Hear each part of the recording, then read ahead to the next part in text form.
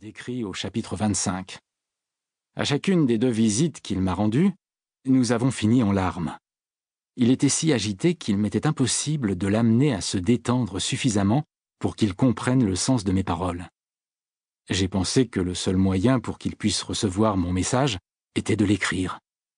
Ainsi, il pourrait choisir un moment plus propice pour s'y mettre et le lire, cela autant de fois qu'il le voudrait. J'écris cette introduction à l'occasion de la publication de la seconde édition. Je regarde la couverture.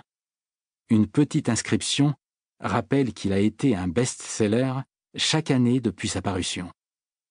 Je pense aux milliers de lettres de fumeurs du monde entier ou de leurs proches qui me remercient de l'avoir écrit. Je n'ai malheureusement pas le temps de répondre à toutes, mais chacune d'elles me remplit de joie, et une seule d'entre elles justifierait la peine que j'ai prise à écrire ce livre. À mon grand étonnement, j'apprends chaque jour quelque chose de nouveau sur le tabagisme. Cela n'empêche pas la philosophie de base du livre de rester valable.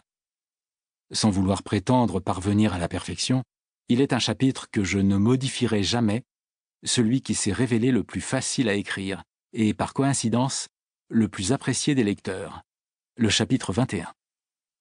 Outre ma propre expérience, celle des consultations que j'ai données, j'ai l'expérience des 5 années écoulées depuis la première publication du livre.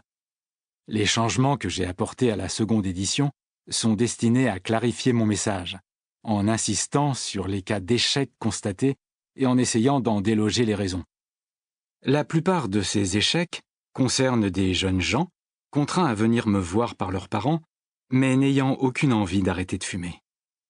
J'arrive pourtant à guérir 75% d'entre eux. Le cas d'échec total, celui du fumeur qui veut désespérément arrêter, comme l'homme décrit dans le chapitre 25, est très rare. Cela me fait très mal et mon incapacité à le soigner ne cesse de me hanter.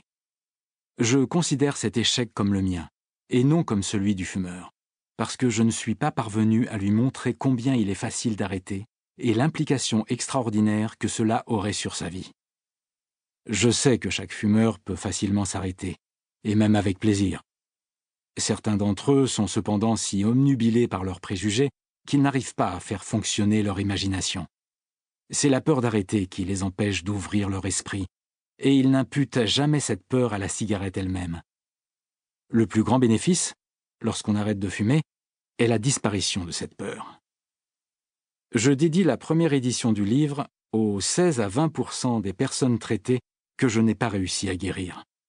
J'ai estimé ce taux d'échec d'après le nombre de livres qui m'ont été retournés pour remboursement, comme je le garantissais alors à mes clients insatisfaits. J'ai reçu, depuis que j'ai commencé, beaucoup de critiques sur ma méthode, mais je sais qu'elle peut réussir avec n'importe quel fumeur. Le reproche le plus fréquent est « Votre méthode n'a pas marché avec moi ». Dans leurs doléances, ces fumeurs me racontent avoir agi totalement à l'opposé de la plupart de mes recommandations, et ils s'étonnent de continuer à fumer. Imaginez-vous errant toute votre vie dans un labyrinthe dont vous cherchez désespérément la sortie. J'ai le plan de ce labyrinthe, et pour vous permettre d'en sortir, je vous dis, tournez à gauche, et puis à droite, etc. Si vous sautez ne serait-ce qu'une instruction, il est inutile que vous respectiez les suivantes. Vous ne sortirez jamais de ce labyrinthe. Mes premières consultations furent menées en session individuelle. Seuls les cas les plus désespérés s'étaient décidés à venir me voir, et j'avais la réputation d'être une espèce de charlatan. Maintenant, on me confère la qualité d'expert numéro 1 sur le sujet, et des personnes du monde entier viennent me voir.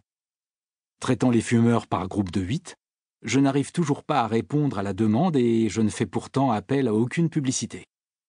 Regardez dans l'annuaire, vous ne verrez rien sur le tabagisme. J'essaie également d'appliquer ma méthode à d'autres types de toxicomanie. Chaque session, ou presque, compte un ex-alcoolique ou un ex-toxicomane, autre que fumeur, ou même quelqu'un qui prend plusieurs drogues à la fois. Ils se révèlent plus faciles à guérir que les fumeurs, même s'ils n'ont jamais assisté auparavant à une réunion des alcooliques anonymes. Cette méthode est efficace pour toutes les drogues. Pour moi, l'aspect le plus démoralisant est la facilité avec laquelle certains anciens drogués